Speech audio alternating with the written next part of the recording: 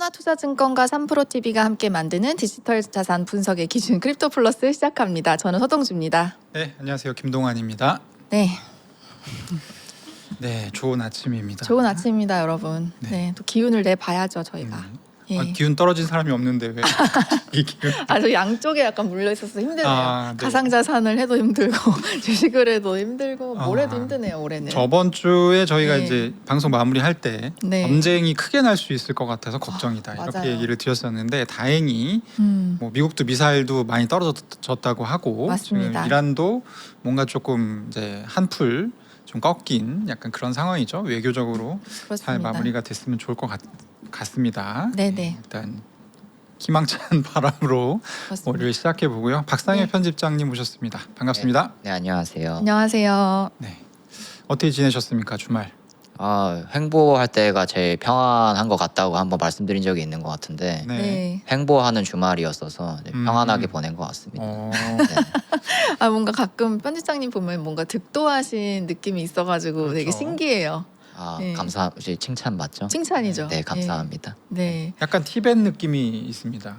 그러니까요. 가끔씩 티벳의 듣는 느낌이 것 있어요. 같습니다. 네. 네. 네, 사막여우 느낌도 살짝 있고. 네. 감사합니다. 네.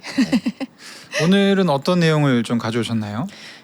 오늘 그러니까 횡보를 하긴 했는데 네. 그 일요일 오후부터 좀 오르기 시작했거든요. 뭐 많이 오르진 않았습니다만 약간 올랐는데 어떤 뉴스에 맞춰서 올랐나라고 보니까 역시 아직까지도 이 디지털 자산이 거시경제 변수에 크게 반응을 하는구나라는 생각이 좀 들었던 게 네. 일단 어제 보도가 하나 나왔거든요. 원래 지난주에 우리가 좀 많이 우려를 했던 게 네. 미국하고 이란하고 전면전 우려가 확산되고 맞아요. 있다. 그리고 또 트럼프 대통령이 대규모 공격을 준비하고 있다. 뭐 이런 보도들이 나왔습니다. 네. 그러면서 이게 더 미국 이란 긴장이 재고조가 확산이 되면은 이게 더 심해지면은 이 거시경제 전반뿐만 아니라 뭐 디지털 자산이나 여러 위험 자산까지 악영향을 미쳐서 가격이 하락할 수도 있겠다. 뭐 이런 얘기를 한번 했었는데 네. 일요일에 이 트럼프 대통령이 미군 방공 미사일 재고가 부족하다는 보고를 받고 지금 대규모 공격을 할 때가 아닌 것 같다. 라면서 재고하겠다라는 네. 그런 뉴스가 나왔습니다. 네. 그 뉴스에 반응을 해서 한 비트코인이 한 $1,000 정도 올랐습니다. 예, 그래서 이 시장에서는 아무래도 이 미국이 이런 대규모 공습을 보류를 하게 되면은 긴장이 좀 고조된 게 조금 완화되지 않겠느냐 이런 좀 기대가 나타나면서 살짝 좀 올랐다 이런 반응이 지금 나오고 있습니다. 네. 이게 사실은 좀 저희가 예상하지 못했던 좋은 뉴스인 게 네. 항상 이 구조적인 게 되게 중요하거든요. 그러니까 전쟁을 그만두는데 전쟁을 그만둘 수밖에 없게 만드는 구조적인 이유가 있다. 그러면 이게 장기화되거든요. 그렇죠. 근데 이 미사일 재고가 없다는 거는 우리가 지난주까지만 해도 진지하게 많이 이제 언급하지 않았지만 네. 그거 사실은 구조적이죠. 그렇죠. 네. 네. 이란이 어떤 나라입니까? 탄도미사일만 1,000개 넘게 갖고 있는 나라인데 네. 방공 미사일이라는 건 주로 이제 패트리어트를 얘기를 하는 거죠. 그게 없으면 네. 그냥 다 두드러 맞을 수밖에 없거든요. 그렇군요. 저는 미사일 쪽은 또 잘 몰라가지고. 네, 저도 네. 잘 아는 건 아니지만 예. 그래서 요 뉴스의 생각보다 죄송합니다. 생각보다 반등이 좀 크게 나온 게 네. 그런 구조적인 이유 때문이 아니에요. 그럼 이제 진짜 아예 못하겠네. 어쩔 수 없이 못하겠네라는 마음이 그렇죠. 담긴 거예요. 그러면 이제 또 초점이 어디로 흘러가게 되냐면 네. 호르무즈 그러면 언제 열려? 그렇죠. 그러니까 이게 이제 전쟁을 안 하더라도 호르무즈가 닫혀 있으면 유가는 계속 올라갈 올라 수밖에 있을 없거든요. 수밖에 그죠? 없으니까. 네. 예. 그래서 그런 부분으로 아마 초점이 좀 이동하지 않을까 그런 생각을 좀 해봤습니다. 네. 요게 그럼 정확하게 어떤 뉴스가 나온 직후부터 비트코인 가격이 좀 반등한 건가요? 네, 조금씩 반등을 하면서 결과적으로는 $1,000 이상 좀 올랐다. 물론 이제 투자자분들이 만족할 만한 그 상승률은 아니지만 네. 그렇죠. 그래도 그 뉴스에 반응을 해서 타이밍에 조금씩 올랐다는 게 또 거시경제를 여전히 디지털 자산 시장 참여자들이 주시하고 있다라고 또 해석할 수 있을 것 같습니다. 네. 그리고 또 하나 더 또 좋은 소식이 있는 건요. 위험 자산 쪽에 네. 그 뉴스에 맞춰서 이 WTI 유가 그리고 여러 원유 가격들이 또 소폭 하락했습니다. 네. 네, 그래서 네. $84.6 선 정도로 좀 소폭 하락을 하면서 이 선물 시장 출발을 한 상태고요. 네. 상당히 많이 내려간 거 아닙니까? 맞습니다. 84.6달러, 한때 5% 이상. 네, 한때 네. $90에 육박을 했었잖아요. 네. 그렇죠. 그러면서 $84.6까지 내려갔다는 건 그래도 고점 대비 꽤 내려왔다. 확실히 그 대규모 공습 보류하겠다라는 소식 이후에 좀 여러 주요 자산들이 반응을 하고 있다라는 점도 확인을 할 수 있습니다. 모두가 한 마음이었던 것 같습니다. 유가 이렇게 내려간 걸 보면. 음. 근데 이거는 뭐 약간 격가지이긴 합니다만 그 전혀 상관이 없을 것으로 생각을 했던 우크라이나와 이란이 주말에 뭔가 이 일합을 좀 나누는 듯한 그런 모습이 나왔습니다. 네. 이란 쪽에서 우크라이나가 우리를 공격했다라고 하는 건데 이건 뭔 얘기입니까? 처음에는 우크라이나가 이 이란 상선을 공습을 했다, 네. 습격을 했다 이런 보도가 나왔습니다. 어디 있는 상선을? 이란 그 카스피해에 있는. 네, 아. 그래서 이게 또 아. 지역도 주목을 했던 게 네. 이제 전쟁터가 이제 카스피해까지 확산이 되는 건가? 그렇죠. 이런 시장 우려가 또 나오기도 카스피해는 했었거든요. 이란 북쪽에 있는. 맞습니다. 네. 네. 그러면서 이게 사실이 아닌가 이렇게 혼란스러워하고 있는 와중에 이란 이제 외무부 장관 아바스 아라그치 유명하죠. 네. 네. 이게 이쪽에서 공식 입장이 나왔습니다. 습격 받은 거 맞다. 그리고 이란 측에서 우리 한 명이 죽었다. 아 사람도 죽었군요. 네, 사람도 아이고, 죽었다. 네. 이런 얘기하면서 이거 이스라엘 사주 받은 거 아니냐 우크라이나가 이스라엘 사주가 있었던 거 아니냐 이런 얘기가 나오면서 좌시하지 않겠다. 뭐 또 이런 얘기를 했습니다. 네. 그건 사실인가요? 이스라엘의 사주를 받았다는 사실은? 아니야 외무부 장관 측의 주장입니다. 주장이고 네. 주장이군요. 실제로 있었다고 하더라도 이스라엘이 확인해주지 않겠죠. 그렇군요. 아니 근데 우크라이나는 사실 러시아랑 전쟁하느라 바쁜다고 생각을 했었는데 또 여기에 어떻게 와 있죠? 이게 어느새 이제 와서 이렇게 소행. 예. 그러니까 우크라이나 입장에서는 계속 미국의 지원을 받아야만 하고 그렇기 때문에 미국이 못 해주는 일을 해주면 미국이 좋아하겠죠. 아 그래서 왔군요. 네. 근데 이제 와중에. 지금 이란이 최근에 이 주말 사이에 나왔던 게 뭐냐면 상반기 동안 원유를 얼만큼 우리가 수출했느냐 그것도 공개가 됐거든요. 네. 근데 생각보다 그 봉쇄가 걸려 있던 기간 동안 수출이 많이 됐어요.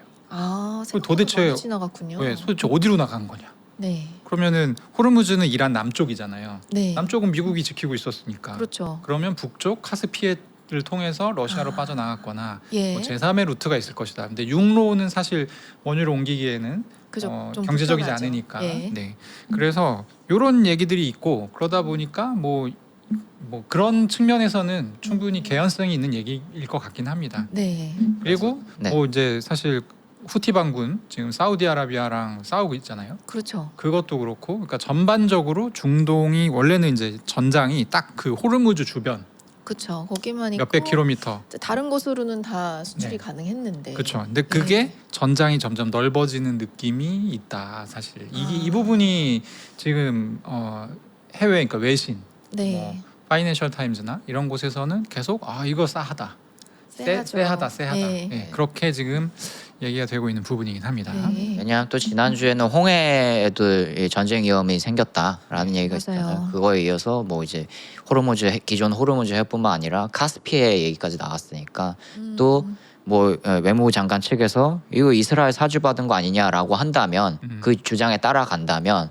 뭐 이스라엘, 뭐 미국, 지금 우크라이나 이렇게 또 진영이 나뉠 수 있는 거고 유럽까지 나뉠 수 있는 거고 네. 또 반대 진영에서는 이란, 러시아, 중국까지 또 생각을 해볼 수도 있는 거고. 그렇죠. 그렇죠. 네, 그러다 보면은 이거 거의 뭐 세계 대전급 되는 거 아니냐. 네. 예, 이런 우려까지 지금 나오면서 좀 우려가 확산되는 와중이었는데 그래도 트럼프 대통령이 대규모 공습 보류하겠다라고 하니까 약간 또 누그러진 지금 또 불확실성이 굉장히 강해진 상황이라고 할 수 있습니다. 그렇군요. 그러니까 요 지금 이제 우리가 앞서 살펴봤었던 네.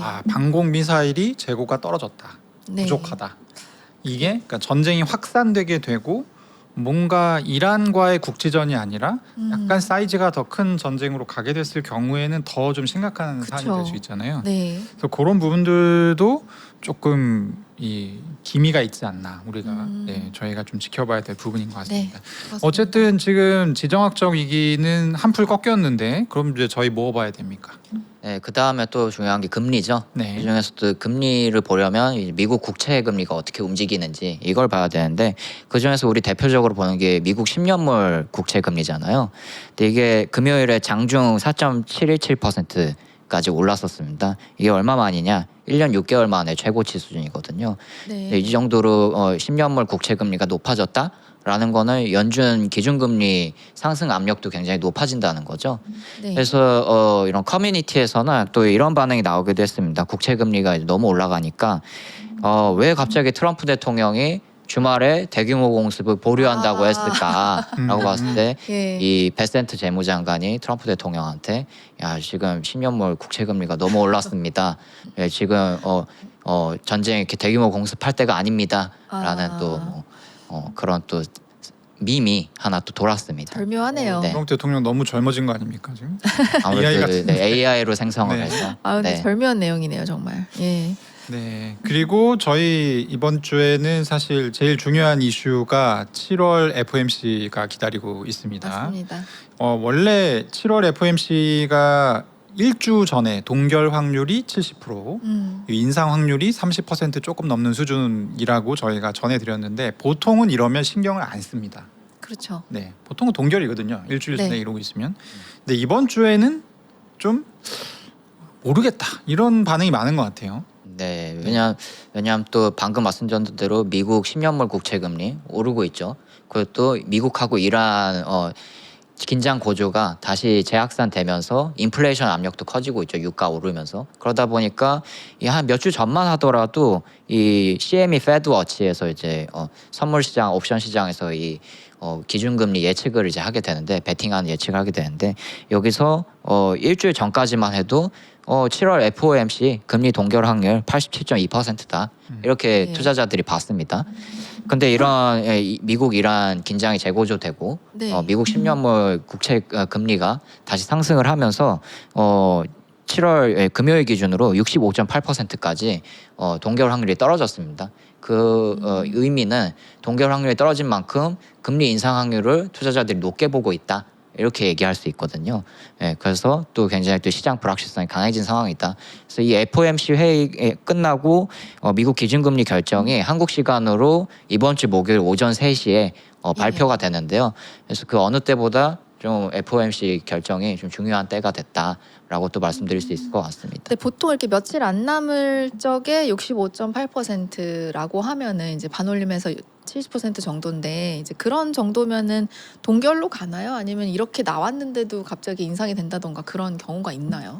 그러니까 굉장히 드물죠. 드물죠. 네. 아. 일주일 정도면은 이제 이거라고 사실 봐야 되는데. 한 열흘 정도 전부터는 예. 연준 위원들도 발언을 못 하거든요. 네, 그래서 금리에 영향을 미치는 그런 어떤 결과가 사실은 상당히 제한됩니다. 여러 가지 네. 변수들이 일주일 정도 전에 저 정도면 보통은 동결로 간다 이렇게 보는 게 맞는데 지금 이번 이제 FOMC는 두 번째 FOMC잖아요. 네. 그래서 어떻게 될지 모르겠다. 여기서 깜짝 인상이 나와버리게 되면 굉장히 시장에 좀 충격이 클 수 있는 그런 상황입니다. 그렇군요. 그래도 네. 뭐 발표는 하긴 하겠죠. 왜냐면 워시가 원래 그런 거 최대한 발표 안 하고 싶다라고 얘기를 했었는데. 근데 이제 그것도 모르는 게 예. 숫자만 발표가 되고 기자회견을 할지 안 할지는 모르는데 하여튼 7월까지는 하지 않을까 싶어요. 제가 볼 때는 네. 명시적인 하겠다 안 하겠다 얘기가 없었기 때문에. 네, 말씀 주신 대로 주요 데이터 최대한 공개 안 하겠다, 최소한만 공개하겠다 이런 얘기가 나오기도 했는데 그래서 이제 기자회견은 많이 없어지는 거 아니냐, 점도표가 공개되는 369, 12월에 막 기자회견 안 하는 거 아니냐, 네. 이런 얘기가 나오기도 했는데 그래서 이번에 7월에 기자회견 하느냐 마느냐도 굉장히 많은 사람들이 관심을 가지고 있는 것 같습니다. 어쨌든 기준금리 숫자는 공개가 되니까 그거 가지고도 사람들이 크게 의미 부여를 할 것 같다. 특히 지금만큼 미국 이란 긴장이 재고조되고 국채 네. 금리가 오르는 상황에서는 숫자 그 자체도 굉장히 중요한 의미를 갖는다. 그리고 또 이거하고 별개로 7월에 만약에 금리 동결을 하더라도 9월에 금리 인상할 것 같다라는 확률은 굉장히 높아지고 있거든요. 네. 그 점도 좀 유의를 하시면 좋을 것 같습니다. 네. 맞습니다. 네. 이 네. FOMC는 목요일 새벽 한국 시간으로 3시 네, 오전 3시. 오전 3시 네. 나오니까요. 그때 이제 목요일 저희 오전 방송의 자세한 내용은 또 해설해 드릴 수 있을 것 같습니다. 네. 네. 네. 또 이거 말고 비트코인 관련해서는 저희가 지켜봐야 될 어떤 지표가 뭐가 있을까요? 또 우리 월요일 날마다 보는 미국 주간 비트코인 현물 ETF 유출입 어땠는지 이것도 네. 한번 간단하게 봐야 될 것 같은데요. 이 3주 연속 순유입이 나오기는 했는데요. 이번 주에는 거의 순유입량이 많이 줄어든 둔화한 모습을 보실 수가 있습니다. 상당히 근근하게 이어가고 있군요. 네, 한 3,400만 달러 정도 순유입이 나타났는데 네. 왜 이렇게 됐나라고 좀 보면은 월요일부터 수요일까지는 순유입이 좀 있었거든요. 네. 목요일하고 금요일에 미국하고 이란하고 관련한 안 좋은 뉴스들이 많이 나왔죠. 그러면서 유출되는 모습이 나타났습니다. 목요일하고 금요일에 순유출이 2일 연속으로 있었거든요. 네. 그게 반영이 되면서 수입 유인량이 상당히 줄어들었다라고 또 볼 수가 있습니다. 와, 예, 그래서 어떻게 보면은 이 그래프로 봤을 때는 지금 이번 주가 상당히 또 분기점에 와 있다라고 또 그러네요. 볼 수 있을 것 같습니다. 예, 여기서 다시 올라갈 것인지 아니면 아니면 또 빠질 다시 것인지. 네. 주황색이 바뀔지 색깔이. 맞습니다. 네. 거기에는 또 거시경제 변수가 굉장히 또 중요한 영향을 미치고 있다라는 점 같이 말씀드립니다. 네. 네. 크립토 한정에서는 사실 제일 중요한 이슈 중에 하나죠. 클라리티 법안을 저희가 지난주 내내 일주일 내내 얘기를 해드렸는데 맞아요. 결국에 뭐 정해진 게 없습니다 아직. 네, 주말 사이에 뭐 당연히 의회도 쉬니까요. 네. 이렇게 큰 소식은 안 나왔고요. 다만 이제 한국 시간으로 금요일에 하나 소식이 나왔는데 이 소개 못 드린 것 중에 하나 주요 뉴스가 있었습니다. 루벤 가예고 민주당 상원 의원입니다. 여기서 이제 가예고 의원이 얘기를 하나 했는데 공화당이 우리한테 제안한 것들이 있는데 그걸 내가 본 결과 이거는 좀 안 좋은 안이었더라. 쓰레기 같은 안건이었더라. 이런 얘기 좀 강경한 어조로 얘기를 했습니다. 그러네요. 엄청 근데- 심하네요. 근데 또 가예고 의원이 하나 또 눈여겨봐야 할 점은 우리 한 며칠 전에 한번 말씀드렸잖아요. 민주당 의원 7명이 이 클래리티 법안에 반대하는 공동 성명을 냈다고 한번 말씀드렸잖아요. 네. 근데 이 가예고 의원은 7인 중에 1명이거든요. 예, 그래서 또 시장이 또 우려를 할 수 있는 게 이 민주당 의원 공동 성명을 냈던 7명은 이 클래리티 법안 민주당 의원들 중에서 클래리티 법안에 그나마 찬성할 확률이 있는 사람들이 있다라고 말씀을 드렸잖아요. 네. 근데 이 가예고 의원이 이 정도로 강경하게 얘기했다는 거는 이 협상이 좀 쉽지 않을 수도 있겠는데 이런 우려가 또 금요일 사이에 좀 있었다. 그러면서 또 폴리마켓을 항상 또 보죠 우리가 이 연내 클래리티 법안이 통과될 확률 몇 퍼센트냐라고 봤을 때 40% 이상은 좀처럼 못 올라가고 있는 상황이다. 왜냐하면 이렇게 민주당 의원 쪽에서도 반대를 계속하고 있고 또 시간도 얼마 안 남았잖아요. 8월 10일이 우리 휴회인데 한 달짜리 휴회라서 웬만하면 8월 10일 전에 돼야 된다라고 말씀을 드렸는데 지금 한 2주 정도 남았는데 해결이 안 되고 있으니 이렇게 큰 소식이 안 나오고 있으니 아무래도 좀 어렵지 않겠느냐라는 시장 반응이 좀 커지고 있는 것 같습니다. 네. 근데 그래도 저는 좀 희망적으로 보고 있긴 해요. 개인적으로는. 네. 왜냐하면 제가 이제 미국에서 일을 해봤잖아요. 변호사로서. 그러면 항상 이 계약서를 주고받을 때 굉장히 극단적으로 서로 초반에 주고받다가 어떻게든 타결이 되거든요. 이게. 네. 그렇기 때문에 이제 그리고 중간에 이런 강경한 말도 던지고 음. 서로 이제 기분도 나빠하고 싸우고 그렇지만 결국에는 또 웃으면서 이제 악수를 하는 그런 네. 일들이 많이 있었어서 극단적이지만 지금 현재는 아니, 그러니까 솔직히, 극단이지만 언제 네. 만날 수밖에 없는 저는 그런 아니라고 생각을 하거든요. 만약에 제가 민주당 상원 의원이에요? 예, 그냥 얘기를 안 하면 되거든요. 그렇죠. 네. 예. 마음에 안 들어. 일십하면 되잖아요. 이거는 건이 안 돼. 그러면 그냥 가만히 있으면 돼요. 근데 굳이 7명이 나와가지고 얘기를 하고 그렇죠. 또 이 사람은 따로 막 맹비난을 하고 맞습니다. 이게 뭐냐면 더 좀 할 수 있잖아 니네 맞아요. 와, 마. 네. 이거인 거고 그러니까 사실 이제 그럼에도 불구하고 저희가 조금 이게 좀 모르겠다라고 하는 거는 시간이 너무 맞아요. 짧다. 딱 그거죠.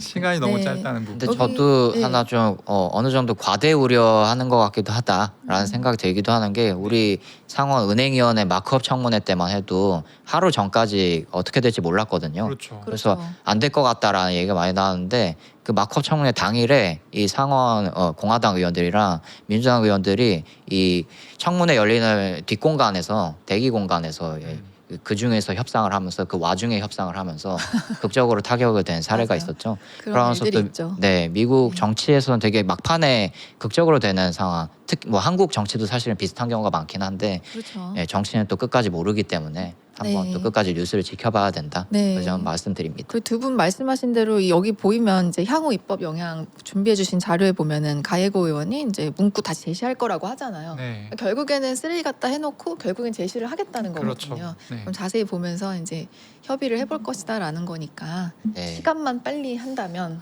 근데 이게 네. 저도 제가 뭐 나란 일을 해본 건 아니지만 일이 갑자기 몰리면 사실 다 처리를 할 수가 없잖아요. 그러니까 그쵸. 지금 이제 이란 이슈도 있고 예. 굉장히 지금 동시에 해야 되는 이슈가 맞습니다. 많은 데다가 네. 뭐 선거도 뭐 해야 되고 트럼프 대통령 굉장히 바쁜데 그렇죠. 잘 될지 한번 지켜보도록 하겠습니다. 저희가 아마 내일이나 모레 정도에는 저희 편집장들께서 정말 이건 물리적으로 봤을 때 여기가 마지노선이다. 네. 그런 게 아마 있지 않을까요? 아마 한 이번 주 후반 정도 되면은 네. 슬슬 윤곽이 드러나기 시작할 것 그렇죠. 같습니다. 이제 상원이 적어도 언제까지는 통과가 돼야 네. 하원에서 이 물리적으로 처리할 수 있는 기한이 된다. 뭐 이런 내용이 있지 않을까 싶습니다. 네, 그 윤곽이 뚜렷해지는 순간 한번 구체적으로 말씀드리도록 하겠습니다. 네. 네. 감사합니다. 기대하겠습니다. 네. 자, 주말에 사고가 많이 있었는데요. 네, 네, 일단은 요 코인 같은 경우는 한국 분들한테도 조금 익숙한 네. 코인입니다. 그렇죠. 위믹스라고 하는 코인인데 해킹이라고 봐야 될까요? 이거 뭐라고 봐야 됩니까? 해킹은 해킹인데 네. 뭐 탈취를 한 건 아니고요. 네. 이 무단 발행을 해서 문제가 된 겁니다. 무단 아, 발행을 해서 네. 그걸 인출을 해서 시장에 내다 던진 정황이 있기 때문에 네. 예, 좀 그것도 뭐 일종의 해킹이죠. 네, 일종의 해킹 중에 하나라 볼 수 있는데, 근데 좀 제가 보기에는 이건 참 위믹스 측에서 좀 잘못한 부분이 좀 분명하다. 왜냐하면 이미 회사 측에서 공식 인정을 했습니다. 우리 해킹 예. 당했다라고 입장 발표를 한 상황이고요. 네. 뭐가 문제인지까지 대략적으로 공개가 된 상황입니다. 근데 네. 뭐가 문제냐라고 봤더니 위믹스 달러라는 스테이블 코인이 있습니다.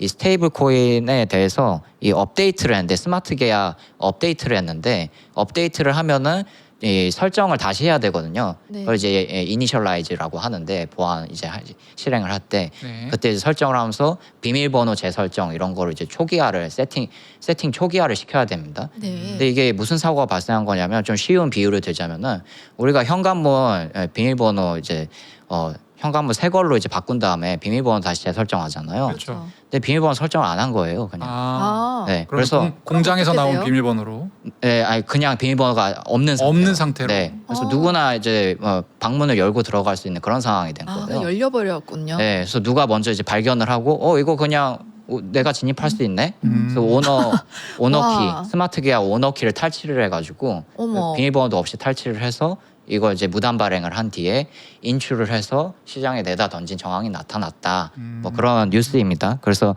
피해 규모가 얼마나 되냐라고 네. 했을 때 625만 달러 하나로 한 87억 원 정도 되고요.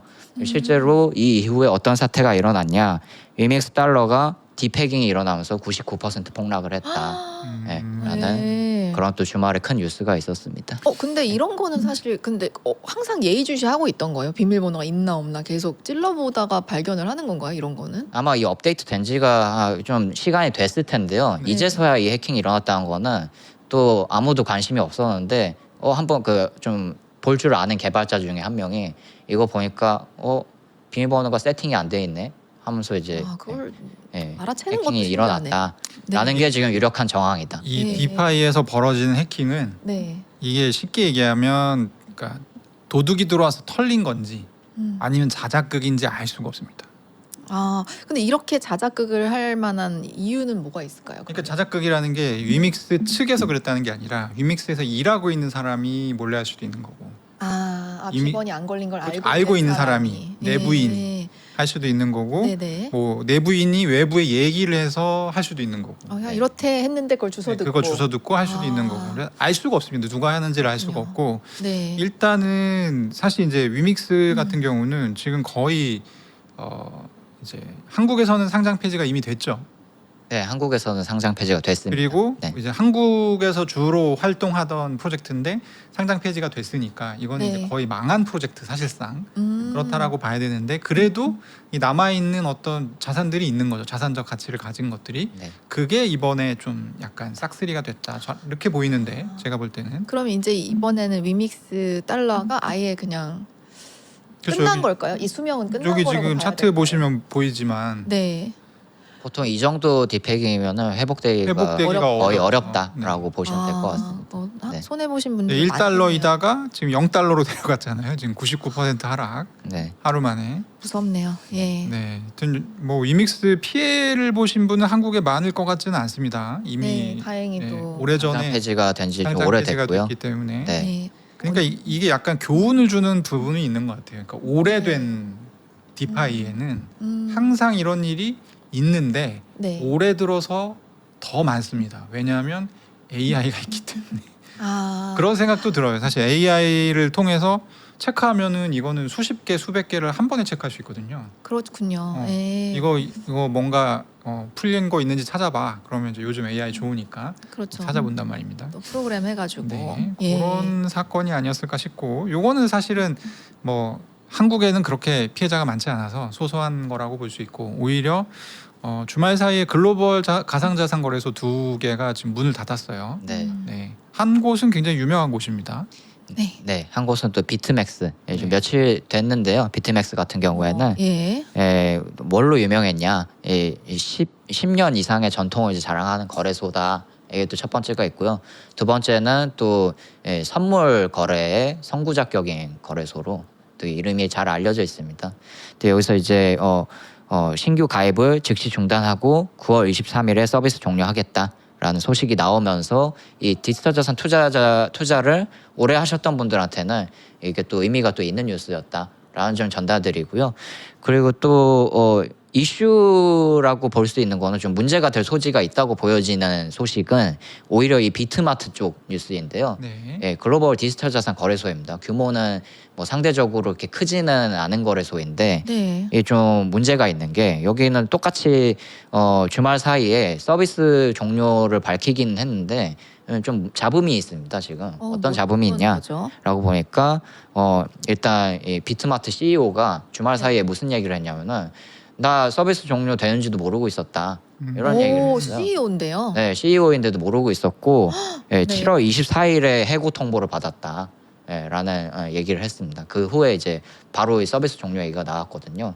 그러면서 지금 문제가 되고 있는 게 뭐냐면요. 비트마트 측에서 서비스 종료를 한다라고 하면서 몇 가지 조건을 걸었던 게 출금은 계속 할 수 있게 하겠습니다. 라고 했습니다. 물론 출금에 향후에 좀 뭐 KYC 같은 것도 해야 될 수 있고 하기 때문에 출금이 좀 딜레이가 될 수는 있지만 우리가 출금 지원하겠습니다.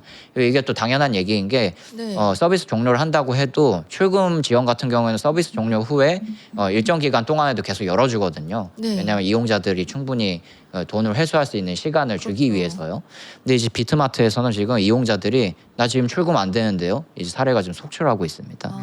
그러면서 지금 이용자 피해가 나타나고 있다라는 점 말씀드립니다. 물론 이제 네. 비트마트 측에서 공식 입장이 아직 안 나왔기 때문에 좀 기다려봐야 되겠지만 이용자들이 지금 피해를 호소하고 있는 상황이다라는 점 말씀드립니다. 근데 CEO가 이런 걸 올려버리면 사실 돈을 빨리 회수하고 싶을 텐데 걱정이 되네요. 네, 그래서 CEO 측에서도 좀 걱정하고 있는 게 이용자들하고 지금 네. 내부에 있는 직원들이 걱정이 된다라는 또 얘기를 하기도 했습니다.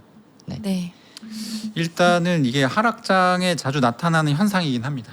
아, 이렇게 갑자기 닫는 것들이요. 그렇죠. 이제 주요 거래소들이 문을 닫는다든지 뭐 이런 네. 부분들이. 근데 이번 하락장에는 이런 게 없어가지고 이상하다라고 생각했는데 드디어 시작이 지금 이제 되었네요. 한두 군데 나오기 시작했어요. 예, 하락장에 항상 좀 단단해지는 시기들이 있는데 네. 이제 좀 이런 뉴스들이 나오고 있는 게 아닌가 그런 생각이 좀 듭니다. 보통 한 몇 군데 정도 닫으면 몇 다시 오르나요? 군데라기보다는 예. 지금 요 사이즈가 지금 이거는 메인 이벤트라고 보기 좀 어렵습니다.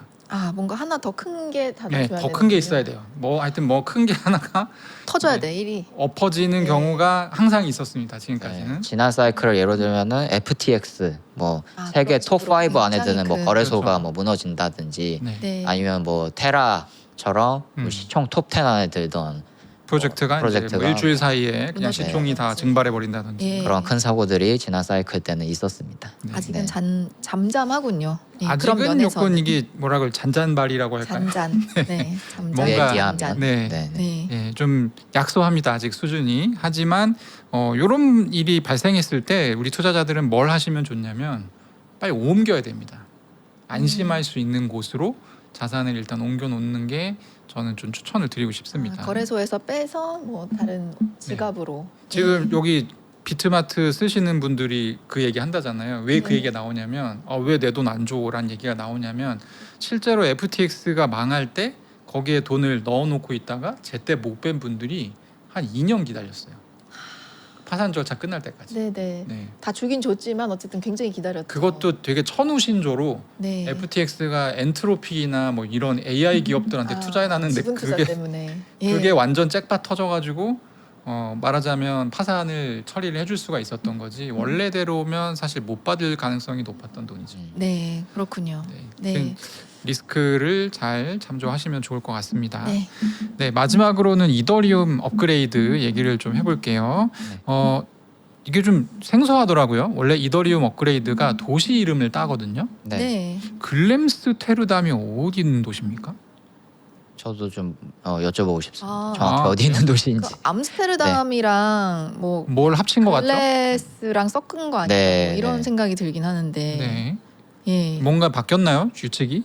그건 아닌 것 같고요. 네. 말씀해주신 대로 도시하고 합성어로 지금 아. 얘기가 되고 있고요. 그러면 그만큼 뭐 중요한 업그레이드다 이렇게 느낌 되는 걸까요? 저희가? 네, 항상 그런 도시 이름을 붙였을 때마다 중요한 업데이트였잖아요. 네. 이번에도 마찬가지로 확장성 이랑 이 가스비 좀 이유 괴리가 있었는데 그것도 조정을 하고 아. 무엇보다 좀 중요한 업데이트가 있는 것 같은 게 네. 매브라는 게 있거든요.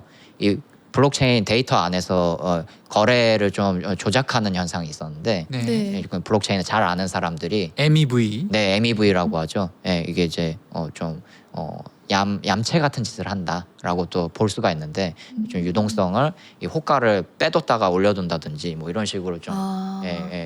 약간 조작하는 약간 이게 네. 네. 그 일반 투자분들은 잘 이해 못하실 수 있는데 블록체인이 이렇게 체인이 착착착착 체결이 되잖아요. 네. 근데 이 같은 체인 안에 들어와 있는 여러 개의 거래 중에 이걸 네. 볼 수가 있거든요. 이걸 네. 그러면 이 주문이 뭔가 있는데 이거 내가 이걸 먼저 사게 되면 얘는 어차피 사는 주문이 들어와 있으니까 네. 저는 싸게 살 수 있잖아요. 그래서 얘한테 비싸게 팔 수 있잖아요.